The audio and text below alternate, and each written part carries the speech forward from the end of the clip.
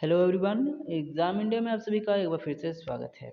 एक नए वीडियो के साथ हम हाजिर हैं। इस वीडियो में हम बात करेंगे भारत के प्रमुख खाद्यान्न क्रांति के बारे में। ठीक है, क्योंकि आपसे पता होगा कि भारत एक कृषि प्रधान देश है। ठीक है, और यहाँ पे हर समय कोई न कोई क्रांति कृषि कृषि में उत्पादन को बढ़ाने के लिए, कृषि के क्षेत्र में एक विशेष प्रोग्रेस लाने के लिए, विशेष परिवर्तन लाने के लिए कोई न कोई नई योजनाएं, नई क्रांतियाँ चलती रहती हैं। ठीक है, तो इस वीडियो में हम उन सभी क्रांतियों के बारे में पढ़ेंगे जो कृषि से रिलेटेड हुई हैं। ठीक है, भारत में प्रमुख खाद्यान्न क्रांतियों के बारे में जानेंगे। ठीक है, आप किसी भी एग्ज़ाम की तैयारी कर रहे हो, ठीक है, ये यहाँ पर मैंने लिख दिया कि ये जो भी एग्ज़ाम की तैयारी कर रहे हो, एनटीपीसी हो, ग्रुप डी हो, एसएससी हो, पुलिस हो, पटवारी हो, एचएसएससी हो, यूपी या ट्रिपल एससी हो, टेट हो, सीटेट हो, बीपीएससी हो, यूपी पीसीएस हो, या यहाँ तक कि यूपीएससी में भी इस तरह के क्वेश्चन देखने को मिले हैं और आते रहेंगे। ठीक है, तो ये एक छोटा सा वीडियो है, इसमें जितने भी पॉइंट है वो आप याद कर लीजिए और ज़रूरत पड़े तो उसको आप अपने नोट्स में लिख सकते हैं, क्योंकि ये हर एग्ज़ाम के लिए बेहद ही महत्वपूर्ण है। ठीक है, तो इस वीडियो में हम प्रमुख खाद्यान्न क्रांतियों के बारे में जानेंगे। चलिए शुरू करते हैं। सबसे पहले बात करते हैं, आपको पता होगा कि हरित क्रांति। ठीक है, हरित क्रांति जो है वो कृषि उत्पादन को बढ़ाने से संबंधित है। ठीक है, हरित क्रांति, ग्रीन रिवॉल्यूशन। ठीक है, ग्रीन रिवॉल्यूशन, ठीक है ना। उसके बाद श्वेत क्रांति है, व्हाइट रिवॉल्यूशन।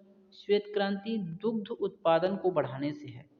तो श्वेत को, दूध का कलर भी जो श्वेत होता है, वाइट होता है, उससे आप इसको लिंक करके याद कर सकते हैं। श्वेत क्रांति दुग्ध से रिलेटेड है, हरित क्रांति कृषि से रिलेटेड है। हरित का मतलब होता है हरा, आप समझ लीजिए, यानी कि फसल जितने भी होते हैं वो हरे कलर के होते हैं, तो वो कृषि उत्पादन से संबंधित है। नीली क्रांति, ठीक है, नीली क्रांति मत्स्य उत्पादन से है। ठीक है, नीली क्रांति यानी कि ब्लू रिवोल्यूशन। ठीक है, तो मछलियों का कलर जो होता है, अक्सर पानी का कलर जो होता है वो नीला ही होता है, और मछलियों का कलर कहीं न कहीं कुछ नीला कलर का ही होता है।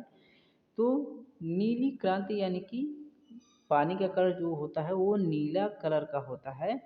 तो इससे आप मत्स्य उत्पादन को लिंक करके याद कर सकते हैं। ठीक है, गुलाबी क्रांति, पिंक रिवॉल्यूशन, तो ये झींगा मछली उत्पादन से संबंधित है। गुलाबी क्रांति झींगा मछली उत्पादन से संबंधित है। गुलाबी क्रांति, आपने झींगा मछली देखा होगा, जो छोटे छोटे होते हैं उनका कलर जो होता है वो गुलाबी कलर का ही होता है।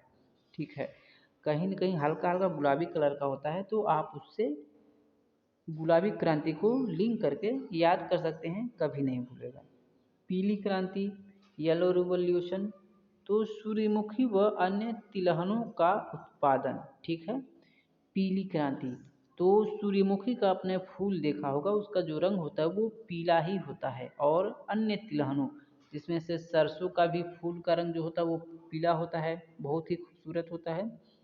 और जितने भी होते हैं, जैसे अरहर का भी देख लीजिए, वो पीला ही होता है। ठीक है, तो पीली क्रांति से जितने भी तिलहन होते हैं, जैसे सूर्यमुखी होगा, सरसों हो गया, अरहर हुआ, इन सब के फूलों का कलर जो होता है वो पीला होता है। तो इससे आप लिंक करके पीली क्रांति को याद रख सकते हैं।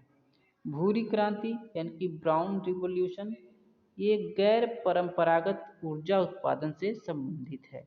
ठीक है, गैर परंपरागत, ठीक है ना, ये भूरी क्रांति जो है गैर परंपरागत ऊर्जा से संबंधित है। आगे चलते हैं। लाल क्रांति, रेड रिवॉल्यूशन, तो लाल क्रांति ये है मांस टमाटर उत्पादन से संबंधित। अब इसमें दो चीज़ें आपको दिख रही हैं, एक मांस है और एक टमाटर है। ठीक है, तो आपने मांस का भी कलर देखा होगा, तो वो कहीं ना कहीं लाल कलर का ही दिखता है, और टमाटर तो लाल होता ही है।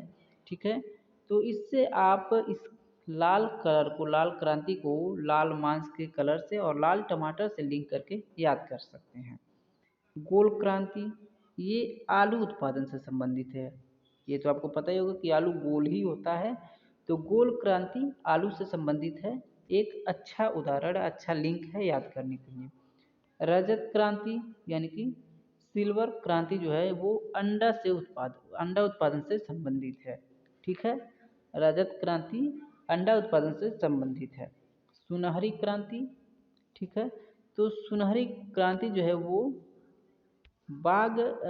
फल उत्पादन से संबंधित है। सुनहरी क्रांति, ठीक है, बागवानी से फल उत्पादन से संबंधित है। इंद्रधनुष क्रांति ये कृषि संबंधित समग्र क्रांति है ये, ठीक है, जो इंद्रधनुष क्रांति है वो कृषि संबंधित समग्र क्रांति से संबंधित है। तो मैं एक बार फिर से आपको रिवाइज करा देता हूँ।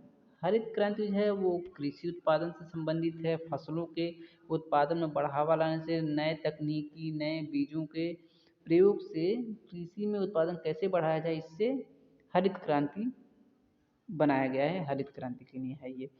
श्वेत क्रांति जो है वो दूध के लिए है, दूध का कलर सफ़ेद होता है, ठीक है, तो श्वेत क्रांति है, दूध उत्पादन बढ़ाने के लिए। नीली क्रांति मत्स्य उत्पादन को बढ़ावा देने के लिए है। गुलाबी क्रांति झींगा मछली उत्पादन को बढ़ावा देने के लिए है। पीली क्रांति सूर्यमुखी व अन्य तिलहनों यानी कि जिनसे तेल बनता है उनके उत्पादन को बढ़ावा देने के लिए है। भूरी क्रांति गैर परंपरागत ऊर्जा के लिए है। लाल क्रांति मांस मटर उत्पादन के लिए है। गोल क्रांति अंडा उत्पादन के लिए है, आलू उत्पादन के लिए। रजत क्रांति अंडा उत्पादन के लिए।